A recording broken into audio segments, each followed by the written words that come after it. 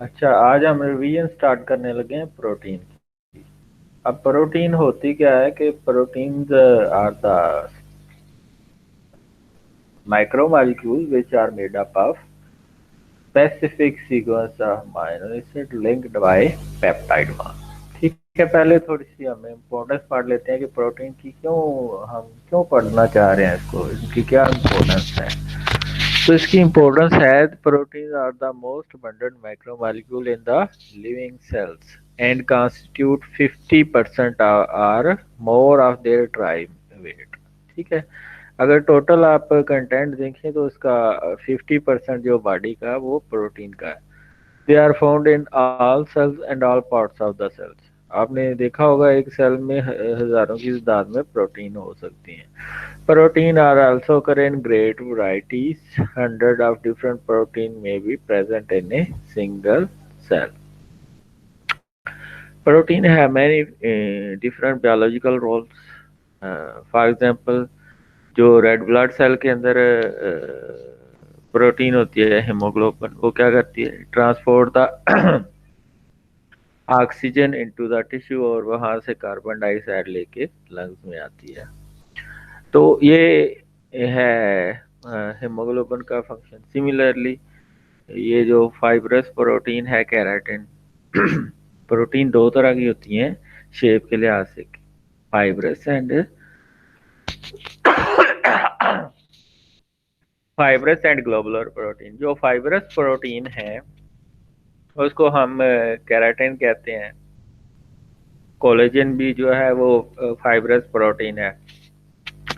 Fibrous protein वो होती हैं जो लंबे लंबे धागे नुमा स्ट्रक्चर बनाती हैं। ठीक है, और इनमें एक्सियल रेशो 10 से ज़्यादा होती है। एक्सियल रेशो क्या होती है, जो वेट्स और लेंथ में रेशो होती है ना, एक साइड आप लेंथ में विड्थ में देखते हैं और फिर दूसरी साइड में आप उतनी ही पार्ट बना लेते हैं लेंथ के, तो वो उसकी एक्सियल रेशियो को रिप्रेजेंट करेगी। अगर तो 10 से ज़्यादा एक्सियल रेशियो तो वो फाइब्रस प्रोटीन यानी कि लंबे लंबे फाइबर बनाएगी। ठीक है, और ग्लोबुलर प्रोटीन जो कि मैं हमने हीमोग्लोबिन को पढ़ा है वो ग्लोबुलर प्रोटीन है, और उसमें एक्सियल रेशियो लेस देन 10 होती है, और ये ज़्यादातर फंक्शनल प्रोटीन होती हैं ग्लोबुलर। लेकिन केराटिन क्या है, फाइब्रस प्रोटीन है, उसमें मोस्टली सेकेंडरी स्ट्रक्चर होता है प्रोटीन का। chief structural component of hairs, scales on wool, nail and feathers। अगर इंसुलिन को देखें, एक हार्मोन है। ठीक है, तो मोस्टली प्रोटीन जो हार्मोन जो है वो भी प्रोटीन इन नेचर है। तो अगर आप इंसुलिन को देखें, इसके अंदर 51 अमाइनो एसिड होते हैं और इसका मॉलिक्यूलर वेट 5808 डाल्टन है। ठीक है, इट इज ए हेट्रोडाइमर। हेट्रोडाइमर का मतलब क्या है, डिफरेंट चेन का बना होता है। एक अल्फा चेन है और दूसरी बीटा चेन है, which link to by disulphide bond. इनके दरमियान 16 रेजिड्यू आपस में सामने आ जाते हैं और डाइसल्फाइड लिंकेज बनती है। Glucagon is a peptide hormone produced by alpha cells of pancreas. तो दोनों ये एंटागोनिस्टिक हार्मोन है। एक क्या करता है, ग्लूकोज को ग्लाइकोजन में कन्वर्ट करता है, दूसरा क्या करता है, ग्लाइकोजन को ग्लूकोज में कन्वर्ट कर देता है। ये दोनों एक दूसरे के अपोजिट हार्मोन है, एक दूसरे के एंटागोनिस्टिक हार्मोन है। और फंक्शनल प्रोटीन देखें तो actin, myosin and cell movement ये करते हैं। ये जो एक्टिन और myosin, actin filament usually associated with myosin are responsible for many types of cell movement. आप चल रहे होते हैं तो इसमें एक्टिन और मायोसिन का रोल है। Myosin is a prototype of molecular motor, a protein that convert chemical energy in the form of ATP to mechanical energy, thus generating force and movement। इसलिए इसके अलावा सारे एंजाइम फ्यू राइबोसोम्स को छोड़ के सारे एंजाइम प्रोटीन इन नेचर होते हैं, और वो बहुत ज़्यादा आम रोल प्ले करते हैं। जितनी भी आप खाना खाते हैं वो उसकी डाइजेशन, ऑब्जॉर्प्शन, तो डाइजेशन के बाद आता है। तो डाइजेशन में सबसे ज़्यादा रोल होता है एंजाइम्स का।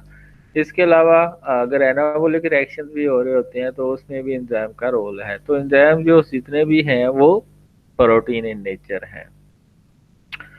तो इसके अलावा अगर आप देखें तो अस्पार्टिम कोई न्यूट्रिशनल प्रोटीन होती हैं, ग्लाइएडन ऑफ व्हीट देखें, तो वो न्यूट्रिशनल प्रोटीन है। इसी तरह एनिमल की प्रोटीन को देखें तो वो ग्रेड 1 प्रोटीन होती हैं या कंप्लीट प्रोटीन होती हैं, जिसमें सारे एसेंशियल अमाइनो एसिड मौजूद होते हैं। प्लांट की जो ग्रेड 2 प्रोटीन या इनकम्प्लीट प्रोटीन कह सकते हैं, उनमें कुछ ना कुछ एसेंशियल अमाइनो एसिड मिसिंग होते हैं। इसी तरह अगर अस्पार्टम को देखें, जिसको हम आर्टिफिशियल स्वीटनर भी कहते हैं, डाईपेप्टाइड है, सॉरी पेप्टाइड है, स्वीट पेप्टाइड, इसमें दो अमाइनो एसिड मिलते हैं, एक स्पार्टिक एसिड, दूसरा फिनाइल एलानिन थ्रू मिथाइल। ये पेप्टाइड बॉन्ड बनाते हैं जो उनके एंड के ऊपर मिथाइल एस्टर लगा होता है। तो स्पार्टिम जो है स्वीट पेप्टाइड है, ये हम एज ए स्वीटनर के तौर पर यूज करते हैं उन पेशेंट को जिनको डायबिटीज मेलाइटस होती है। Aspartame is marked as a sugar substitute under the trade name NutraSweet। इसके अलावा इसके बहुत ज़्यादा नाम हैं जो कि डिफरेंट ब्रांड्स में बिक्री होते हैं मार्केट के अंदर। अब आ जाते हैं डेफिनेशन ऑफ प्रोटीन की तरफ। Protein are the nitrogenous compounds made up of variable number of amino acids linked by peptide bond।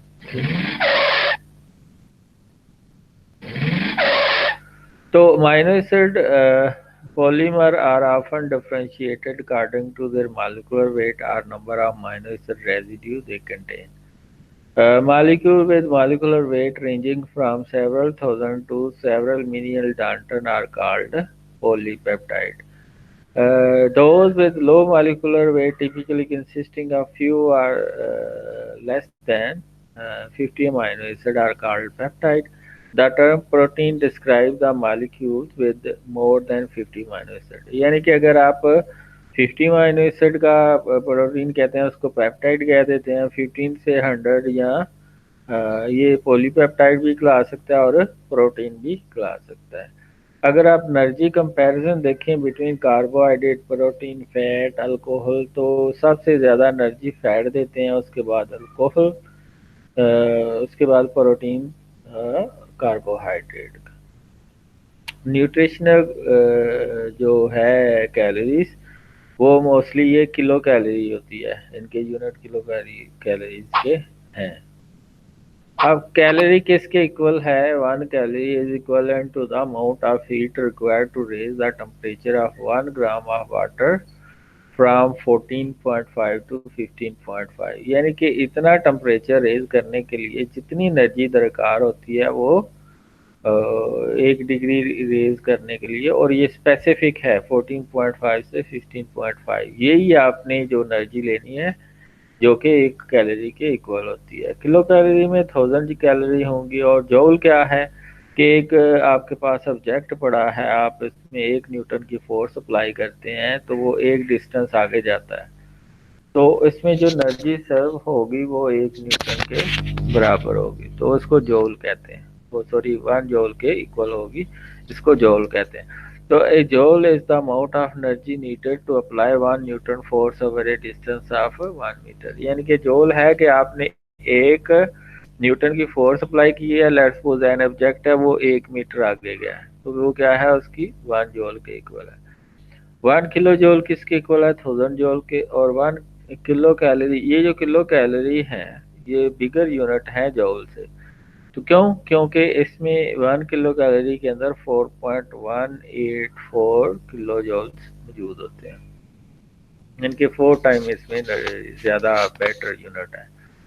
Dalton क्या होता है? ये मॉलिक्यूलर वेट जो प्रोटीन का है ये या कार्बोहाइड्रेट का है, इसको मोस्टली हम डाल्टन में रिप्रेजेंट करते हैं। तो डाल्टन किसके इक्वल है? The Dalton atomic mass unit, a unit of mass widely used in the physics and chemistry. It is defined as 1/12 of the mass of the unbound neutron atom of carbon in a nuclear or electronic ground state and at rest. The atomic mass constant या atomic mass unit denoted by mu is defined identically, यानी कि एक जैसी definition होती है, giving mu is equal to 12 is equal to 1 Dalton. 1/12 अगर hydrogen को देखें तो वो 1 डाल्टन के इक्वल होती है। फॉर एग्जाम्पल अब इसके 12 ग्राम होते हैं, तो 12 को 12 से डिवाइड करेंगे तो वो 1 डाल्टन वो एक किस्म का 1 ग्राम के इक्वल होगा। For example an atom of helium has mass of 4.0026 dalton or gram. अब नाइट्रोजनस बैलेंस क्या होता है? What is nitrogenous balance? Nitrogenous balance occurs when the amount of nitrogen consumed equal to that of nitrogen excreted in urine, sweat and feces। ठीक है, यानी कि जो आप प्रोटीन ले रहे हैं वो आफ्टर डाइजेशन एंड एनाबॉलिज्म वो स्क्रीट आउट हो रही है यूरिन, स्वेट और फीसेस के अंदर, तो उसको हम क्या कहेंगे? Nitrogenous balance. Mostly healthy individual are normally in nitrogenous balance, यानी कि जितनी वो प्रोटीन ले रहे होते हैं उतनी वो नाइट्रोजन की फॉर्म में एक्सक्रीट आउट कर रहे होते हैं। पॉजिटिव नाइट्रोजनस बैलेंस क्या होता है? If we take more protein than excretion, this is known as positive nitrogenous balance। Positive nitrogenous balance occur when intake exceed than nitrogen excretion। It is observed in situation in which tissue growth occurs, for example in children, pregnancy or during recovery from emaciation। Emaciation illness क्या होती है कि आप starvation पे हैं और आपकी body mass जो है वो लॉस्ट हो गई है, जब वो उससे रिकवरी होती है तो उसको हम कह सकते हैं पॉजिटिव नाइट्रोजनस बैलेंस में है बॉडी। नेगेटिव नाइट्रोजनस बैलेंस कब होता है? जब nitrogen losses are greater than nitrogen intake. Okay, when we take more when we take protein but losses are greater than the intake, it is associated with inadequate dietary protein। में ये protein भी कम हो सकती है diet के अंदर। Lack of an essential amino acid, essential amino acid की कमी की वजह से भी हो सकती है। Or dealing with physiological stresses such as trauma, burns, illness और सर्जरी की फॉर्म में। इसमें प्रोटीन की डीनेचरेशन ज़्यादा होती है और वो ज़्यादा एक्सक्रीट आउट होती है। मेजर नाइट्रोजनस एक्सक्रीटरी मटेरियल कौन कौन से हैं? सबसे ज़्यादा 90 to 95% वो है यूरिया, उसके बाद क्रिएटिनिन है, क्रिएटिनिन के बाद यूरिक एसिड है, यूरिक एसिड के बाद अमोनिया है। तो अगर आप एलिमेंट्री कंपोजिशन देखें प्रोटीन की तो इसमें सबसे ज़्यादा कार्बन होता है 50 to 55%, hydrogen 6 to 8%, oxygen 20 to 23%, nitrogen 15 to 18%, sulphur इसमें 0 to 4% हो जाता है। तो नाइट्रोजन फैक्टर क्या है? 100 को जब आप 16 से डिवाइड करते हैं तो 6.25, यानी कि 100% में से 6.25% जो है वो नाइट्रोजन होती है। What is central dogma of biology? इसमें 2R और 2T आ जाते हैं। इसमें क्या आ जाते हैं? 2R and 2T। 2R का मतलब क्या है? रेप्लिकेशन और रिवर्स ट्रांसक्रिप्शन। रेप्लिकेशन क्या है? The synthesis of DNA from DNA. और रिवर्स ट्रांसक्रिप्शन क्या है? The synthesis of DNA from RNA. तो ये 2R हैं। इसके अलावा 2T हैं, transcription and translation. The synthesis of RNA from DNA is known as transcription and the synthesis of protein from RNA is known as translation. तो central dogma of biology में 2R और 2T आते हैं, यानी कि replication, reverse transcription and transcription and translation. तो ये protein जो है ये हमारे लिए इम्पोर्टेंट होती हैं क्योंकि ये बहुत ज़्यादा फंक्शन परफॉर्म करती हैं बॉडी के अंदर। अब प्रोटीन जो है वो कैसे बनती हैं? प्रोटीन जो है वो अमाइनो एसिड से मिलके बनती हैं, तो अमाइनो एसिड को हम बिल्डिंग ब्लॉक ऑफ प्रोटीन भी कह सकते हैं। क्यों? क्योंकि ये प्रोटीन को बनाते हैं। अब आप देखें तो दो अमाइनो एसिड और डिस्कवर्ड हो गए हैं जो कि स्टैंडर्ड अमाइनो एसिड है। स्टैंडर्ड अमाइनो एसिड वो होते हैं which are involve in the protein synthesis in Vivo.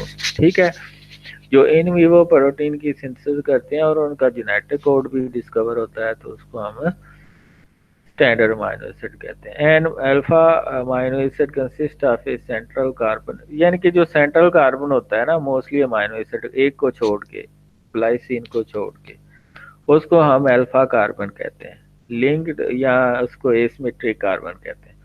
Link two amino group, carboxylic group, hydrogen group, ये तो कॉमन होते हैं। अमाइनो ग्रुप, कार्बोक्सिलिक ग्रुप और हाइड्रोजन एटम, ये तीनों कॉमन होते हैं एक अमाइनो एसिड के अंदर। और आर ग्रुप, ये डिस्टिंग्विश आर ग्रुप जो कि डिफरेंट अमाइनो एसिड को डिफरेंट नेम देता है।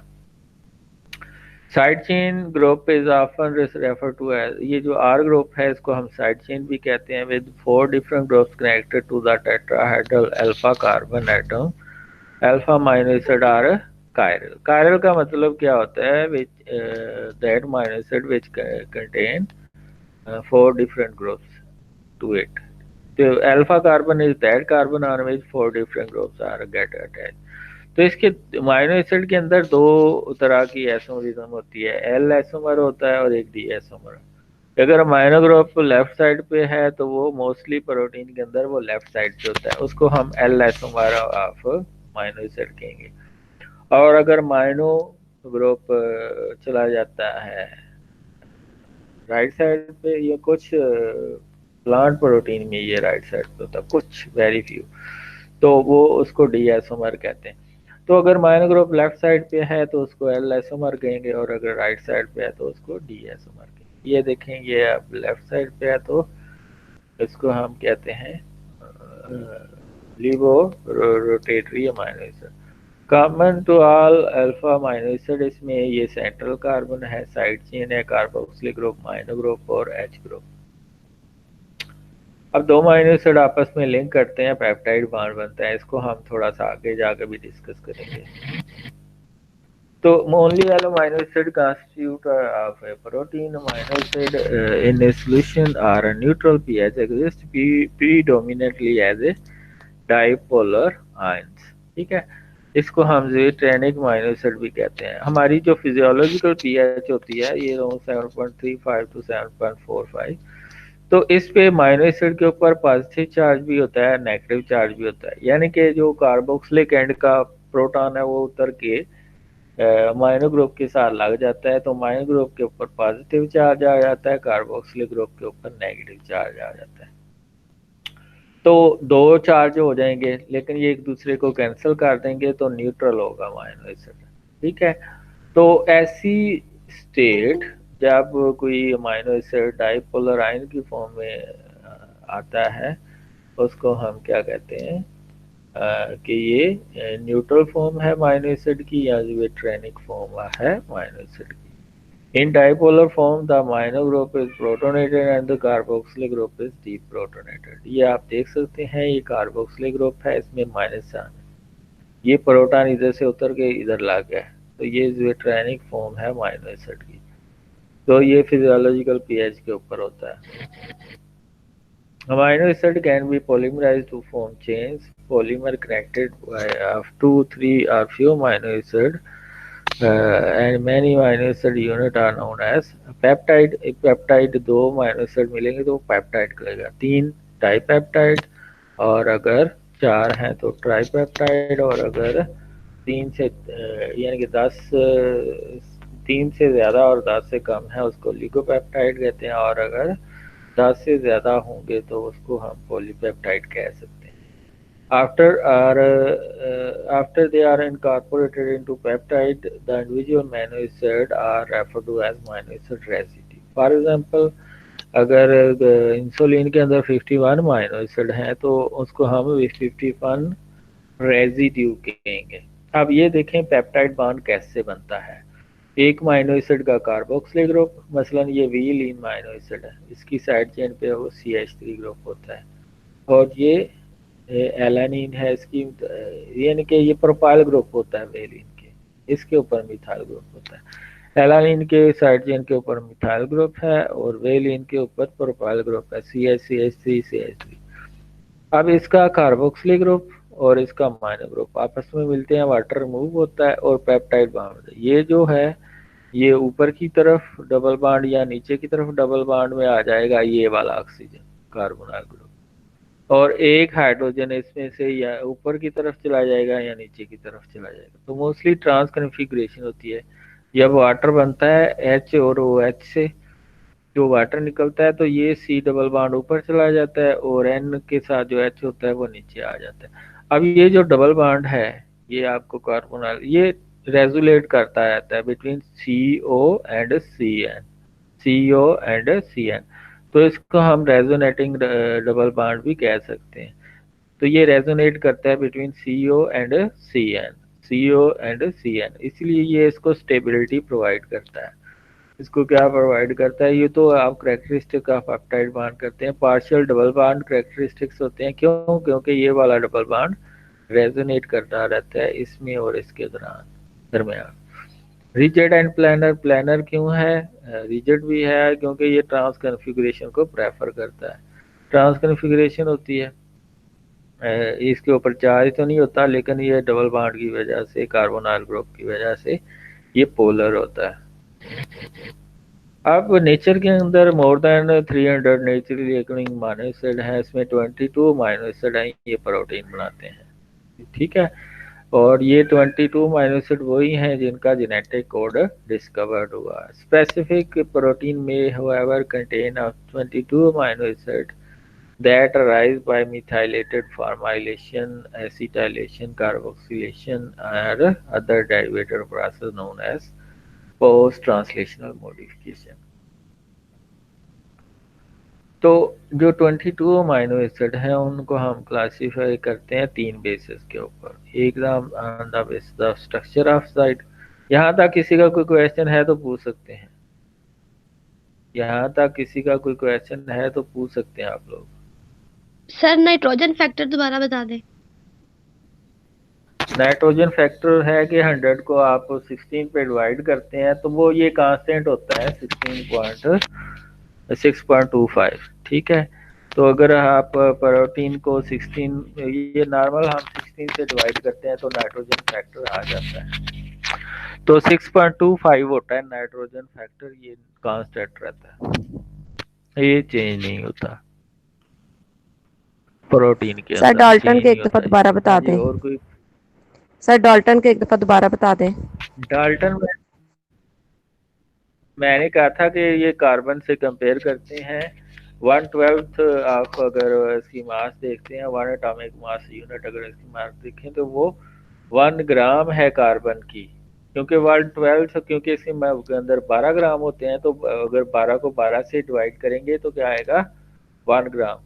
तो ये तकरीबन 1 ग्राम के इक्वल होता है। ठीक है, मसलन हीलियम के अंदर कितने डाल्टन होते हैं? 4 पॉइंट समथिंग। तो ये इसकी मोस्टली ये इक्वलेंट होता है 1 ग्राम के इक्वल। ठीक है,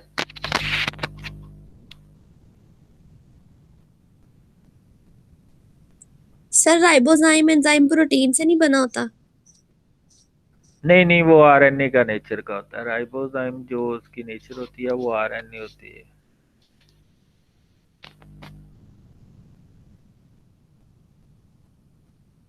हाँ जी, और कोई क्वेश्चन है तो फिर आगे चलें। अगला लेक्चर बहुत इंपॉर्टेंट है, क्लासिफिकेशन ऑफ अमीनो एसिड। ये मोस्टली एग्जाम में आती होती है। ठीक है, तो इसको आपने अच्छी तरह से करना है। Classification of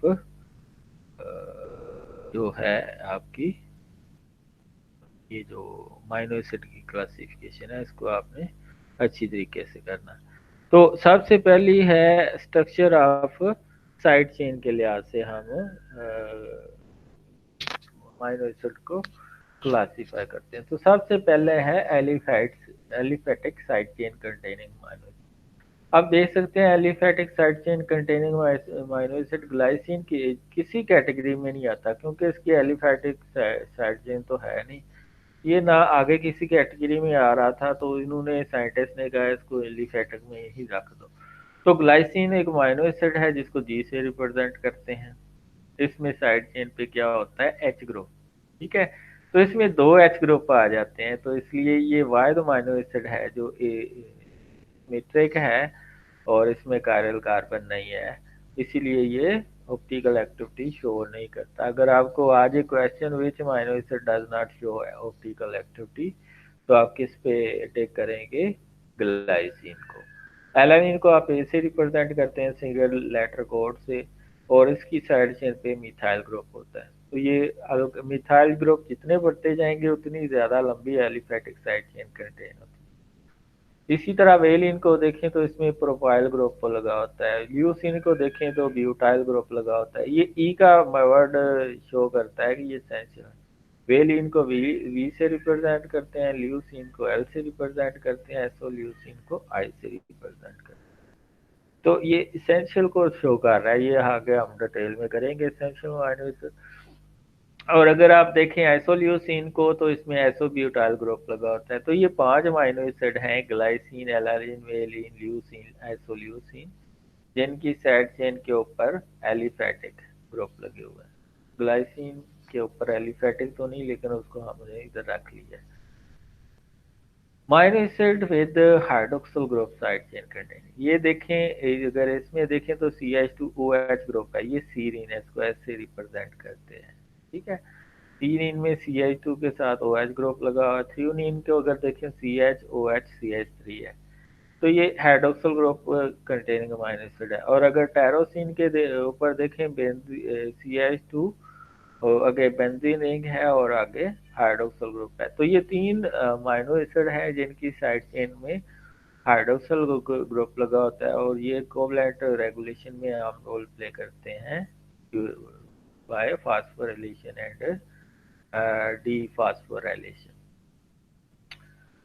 with side chain containing sulphur atoms, इसमें 2 हैं, एक सिस्टीन है, ये इसमें CH2CH है। ये 3 डायमेंशनल स्ट्रक्चर आप प्रोटीन के लिए भी इम्पोर्टेंट है।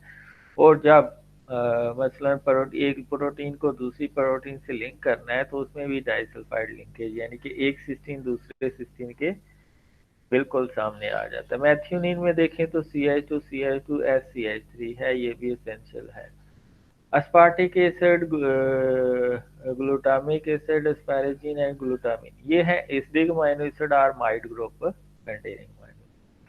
अस्पार्टिक एसिड को देखें तो इसमें CH2 कार्बोक्सिलिक ग्रुप है। कार्बोक्सिलिक ग्रुप के ऊपर अगर एक अमाइनो ग्रुप की एडिशन हो जाए तो ये अस्पार्टिक एसिड एस्पारेजिन में चेंज हो जाता है। इसी तरह ग्लूटामिक एसिड को देखें तो इसमें 2 मिथाइल ग्रुप के बाद कार्बोक्सिलिक ग्रुप है। ठीक है, तो इसको हम ई से रिप्रेजेंट करते हैं, और अगर इसकी कार्बोक्सिलिक ग्रुप की माइनेशन हो जाए तो ये ग्लूटामिक एसिड ग्लूटामीन में कन्वर्ट हो जाता है। अब जो सीन है उसको एफ से रिप्रेजेंट करते हैं, थ्रियोनिन को सी से, एक लेटर से अगर रिप्रेजेंट करना है। टायरोसिन को वाई से रिप्रेजेंट करते हैं, सिस्टीन को सी से, मैथ्यूनिन को एम से, अस्पार्टिक एसिड को डी से, एस्पारेजिन को एन से, ग्लूटामिक एसिड को ई से, ग्लूटामिन को क्यू से रिप्रेजेंट करते हैं। अब आ जाए basic amino acid side chain containing amino acid कौन से हैं। इसमें आर्जिनिन, लाइसिन, हिस्टाडीन और अब तो पायरोलाइसिन भी है। तो ये जो 3 अमाइनो एसिड हैं ये बेसिक साइड चेन कंटेनिंग में, आर्जिनिन को आर से रिप्रेजेंट करते हैं, लाइसिन को के से, हिस्टाडीन को एच से रिप्रेजेंट करते हैं। या 3 लेटर कोड से भी आप रिप्रेजेंट कर सकते हैं। अगर एक लेटर कोड से नहीं आपको आ रहा तो उसको 3 लेटर कोड से भी आप रिप्रेजेंट कर सकते हैं। तो अगर आप आर्जिनिन को देखें तो इसमें 3 मिथाइल ग्रुप हैं, आगे माइनो, फिर कार्बन ग्रुप के साथ 2 माइनो ग्रुप लगे हुए हैं।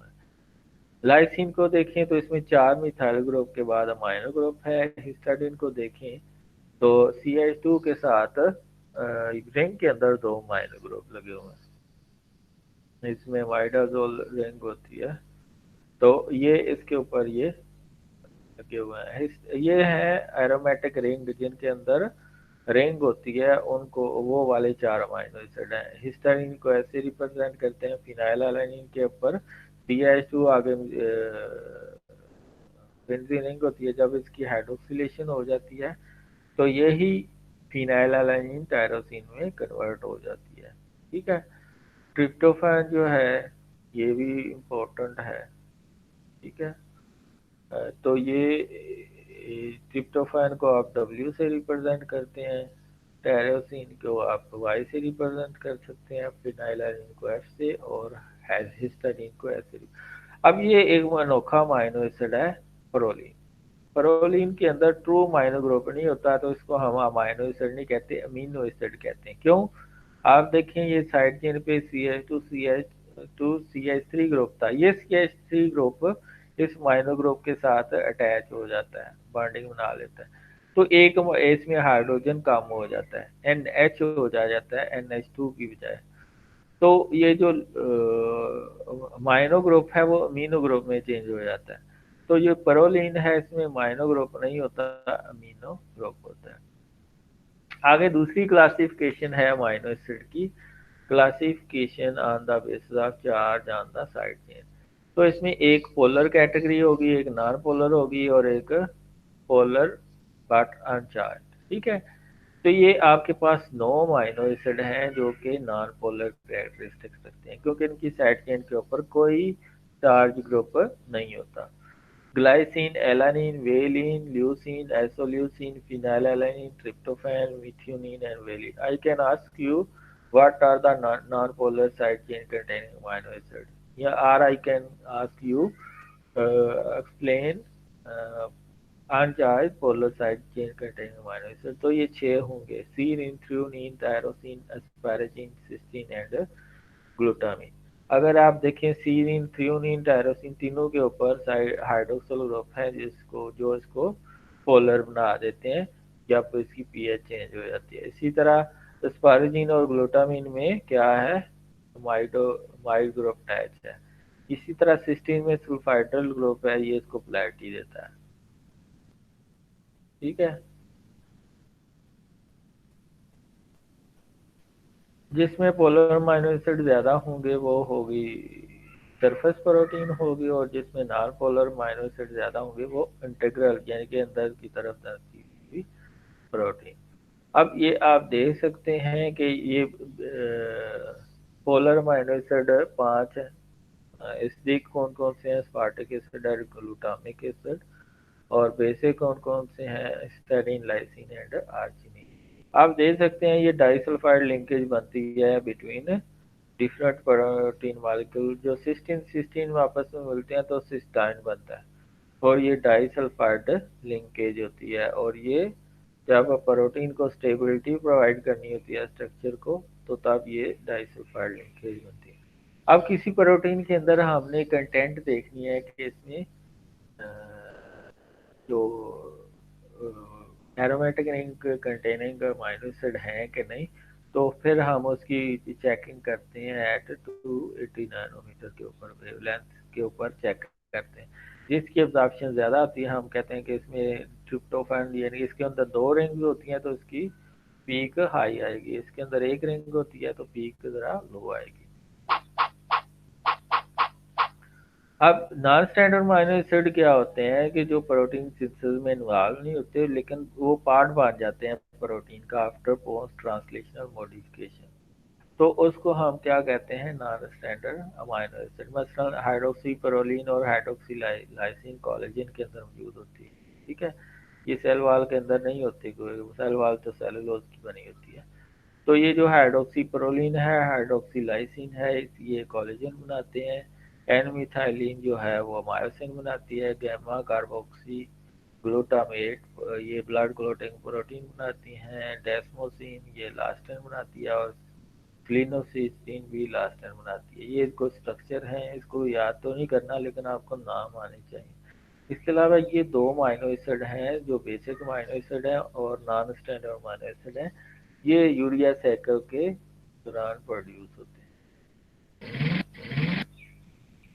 अब एसेंशियल अमाइनो एसिड यानी कि न्यूट्रिशनल बेसिस के लिहाज से हम अमाइनो एसिड को 2 तरह पे डिवाइड करते हैं। एसेंशियल अमाइनो एसिड जो हमारी बॉडी सिंथेसाइज नहीं कर सकती, हमें डाइट में लेना पड़ता है। मोस्टली एनिमल डाइट में सारे एसेंशियल अमाइनो एसिड होते हैं, प्लांट में कुछ मिसिंग होते हैं। ठीक है, जो एनिमल प्रोटीन होती है उनको ग्रेड 1 या कंप्लीट प्रोटीन कहते हैं। प्लांट प्रोटीन को हम इनकम्प्लीट कह सकते हैं क्योंकि इसमें 1 या 2 एसेंशियल अमाइनो एसिड की डेफिशिएंसी होती है। तो ये है एसेंशियल अमाइनो एसिड। इनके लिए एक फार्मूला भी मैंने आपको बताया था पीटीवी टिमहाल, पीटीवी टिमहाल। पी से क्या बनता है? फिनाइलएलानाइन, ठीक है। टी से क्या बनता है? ट्रिप्टोफैन। वी से क्या बनता है? वेलिन। फिर टी से क्या बनता है? थ्रियोनिन, ठीक है। आई से क्या बनता है? आइसोल्यूसिन। एम से क्या बनता है? मैथ्यूनिन। एच से हिस्टाडीन। ए से आर्जिनिन। और एल एल से बनता है लाइसिन एंड ल्यूसिन। अब इसमें दो सेमी एसेंशियल अमीनो एसिड है, आर्जिनिन और हिस्टाडीन। ये जब बॉडी ग्रो कर रही होती है तो इनकी बहुत ज़्यादा ज़रूरत होती है। तो जब बॉडी पुबर्टी एज पे आ जाती है, यानी कि जब वो अडल्ट स्टेज पे आ जाती है, तो फिर इसकी ज़रूरत कम हो जाती है। तो ये कंडीशनल एसेंशियल अमीनो एसिड भी कह सकते हैं या सेमी एसेंशियल अमीनो एसिड भी कह सकते हैं। क्यों ज़्यादा ज़रूरत होती है आर्जिनिन, हिस्टाडीन और लाइसिन की? क्यों ज़रूरत ज़्यादा होती है? क्योंकि ये क्रोमोसोम का एक पार्ट होती है, हिस्टोन प्रोटीन, बेसिक प्रोटीन, तो वो बनाती हैं। तो क्रोमोसोम ज़्यादा बनते हैं जब डिवीजन होती है या ग्रोथ होती है। तो इसलिए ये सेमी एसेंशियल अमीनो एसिड है। अब semi essential essential amino acid की कुछ इंपॉर्टेंस कर लेते हैं। हिस्टामीन प्रिकर्सर, ये जो हिस्टाडीन है ये हिस्टामीन बनाता है जो एंटी इन्फ्लेमेटरी है और इसके अलावा एंटी फंगल भी है। आइसोल्यूसिन मसल की रिपेयर करता है, एनर्जी और स्टेमिना बढ़ा देता है बंदे का, ठीक है, वो काम ज़्यादा कर सकता है। अगर ल्यूसिन को देखें, muscle building, muscle recovery, fat loss में हाँ अहम रोल प्ले करता है। लाइसिन को देखें तो इम्यून सिस्टम को स्ट्रेंथ देता है, कोलेजन की प्रोडक्शन में हेल्प आउट करता है, ब्लड शुगर सपोर्ट करता है। इसके अलावा मैथ्यूनिन एंटी इन्फ्लेमेटरी है, कैराटिन प्रोडक्शन इसकी वजह से होती है और डिटॉक्सिफाइंग होता है। डिटॉक्सिफाइंग क्यों होता है? कि इससे ग्लूटाथायोन भी उसके जो भी प्रोड्यूस हो सकता है थ्रू सिस्टीन। फिनाइलएलानाइन अगर आप देखें तो it is precursor of dopamine. बहुत ज़्यादा चीज़ें बनती हैं। तो जो फिनाइलएलानाइन है वो टायरोसिन में चेंज होता है, टायरोसिन आगे बहुत सी चीज़ें बनाता है, डोपामीन, नॉरएपिनेफ्रिन, एपिनेफ्रिन और melanin pigment. Threonine, it is also very helpful for fat metabolism, immune and nervous system function। Tryptophan, इससे दो बहुत इंपॉर्टेंट चीज़ें बनती हैं। सेरोटोनिन हार्मोन बनता है ट्रिप्टोफैन से और नियासिन विटामिन बनता है। ये हार्मोन आपके स्लीपिंग पैटर्न और मोशन को कंट्रोल करता है। इसके अलावा वेलिन को देखें तो muscle growth, repair and energy production में हेल्प आउट करता है। देन गाबा, ये डेरिवेटिव ऑफ ग्लूटान, ये नॉन सेंशियल अमीनो, यानी कि नॉन सेंशियल अमीनो एसिड का फंक्शन है। Gamma aminobutyric acid is a derivative of glutamic acid and dopamine derived from tyrosine are neurotransmitter, ठीक है। ये दोनों न्यूरोट्रांसमीटर हैं। गाबा जो है वो ग्लूटामिक एसिड से बनता है, डोपामीन टायरोसिन से बनता है। Histamine is the mediator of allergic reaction. Thyroxine is an important thyroid hormone derived from tyrosine, ठीक है। ये कुछ और फंक्शंस हैं, ये देख सकते हैं। Some amino acid are converted into carbohydrate are called glucogenic amino acid. जो 20 अमीनो एसिड हैं, 20 में से 18 जो है ग्लूकोजेनिक है, यानी कि वो ग्लूकोज बना सकते हैं। लाइसिन और ल्यूसिन को देख के वो सिर्फ कीटोन बॉडी बनाती हैं। बकाया सारे अमीनो एसिड जो है वो ग्लूकोज में चेंज हो सकते हैं। Specific amino acid give rise to specialised product. For example tyrosine form hormone such as thyroid hormone. T3, T2, epinephrine or epinephrine, a pigment called melanin. Tryptophan can synthesize vitamin called niacin. Glycine, arginine, methionine synthesize creatinine, a very good muscle protein. Glycine and cysteine help in the synthesis of bile salts. Glutamate, cysteine, glycine synthesize glutathione। ये मैंने कहा था जो methionine है वो cysteine में change होता है और सिस्टीन किस में चेंज होता है? Glutathione. हिस्टाडीन changes into histamine on decarboxylation. ये हिस्टाडीन से हिस्टामीन हार्मोन बनता है। सेरोटोनिन ट्रिप्टोफान से बनता है। Glycine is used synthesis of haem particle of haemoglobin. Pyrimidine and purine use several amino acids for the synthesis of such aspartate and glutamine for pyrimidine and glycine aspartic acid, glutamine and serine for purine.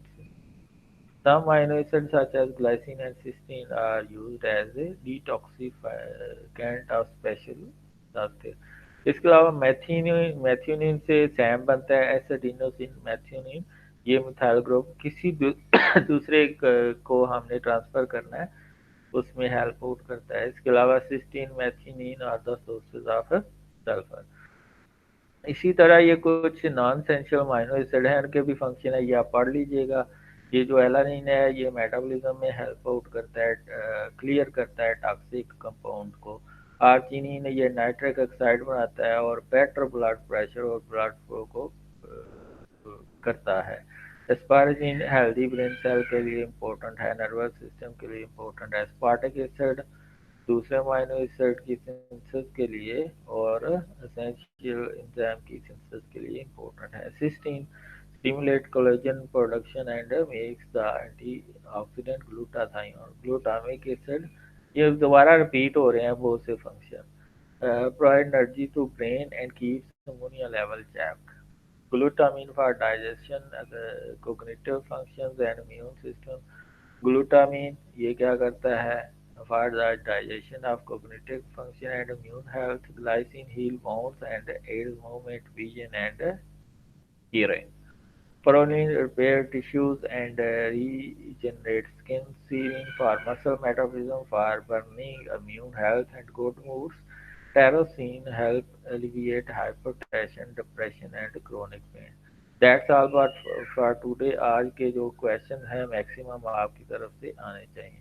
चलें जी, आप start हो जाएं।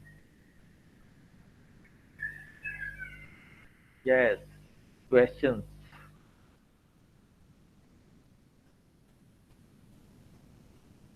Question करें आप लोग।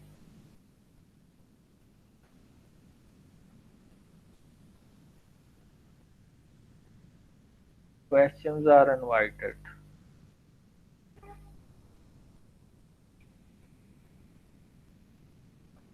Question please. सबको समझ आ गई है? जिनको समझ आ गई है वो नीचे यस लिख दें।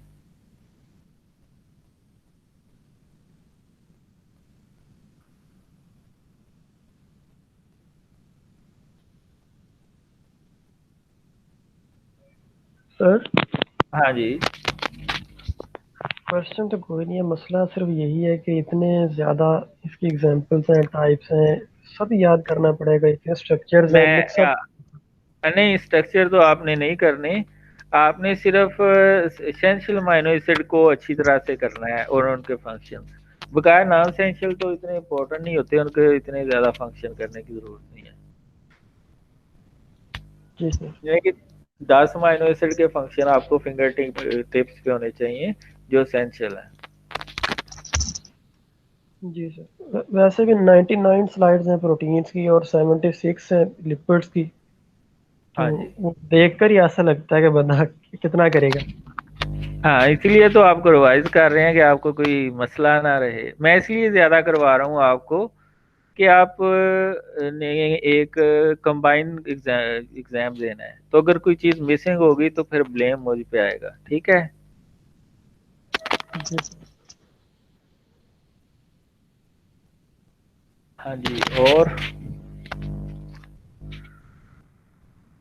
चलें जी सर आज। इन केस अगर ऑनलाइन एग्जामिनेशन होती है, ऑनलाइन हमारे एग्जाम होते हैं, फिर तो ये वन पेपर पॉलिसी इन्हें कैंसिल करनी चाहिए ना।